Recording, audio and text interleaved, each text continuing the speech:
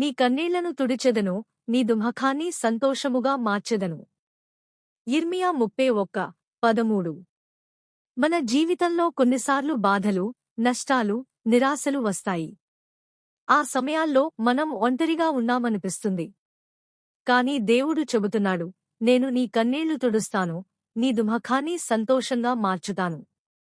నీవు ఇప్పుడు ఎదుర్కొంటున్న పరీక్ష తాత్కాలికం మాత్రమే. దేవుడు నీ కోసం కొత్త మార్గం సిద్ధం చేస్తున్నాడు. నిన్ను నాశనం చేయడానికి కాదు, నిన్ను ఆశీర్వదించడానికి ఆ కష్టాన్ని అనుమతించాడు. నీ విశ్వాసాన్ని వదిలిపెట్టవద్దు.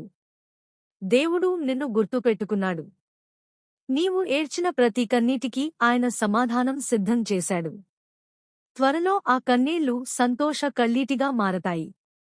ఈ రోజు వాగ్దానం: దేవుడు నీ బాధను సంతోషంగా మార్చి, నీ జీవితంలో కొత్త ఆనందాన్ని నింపుతాడు.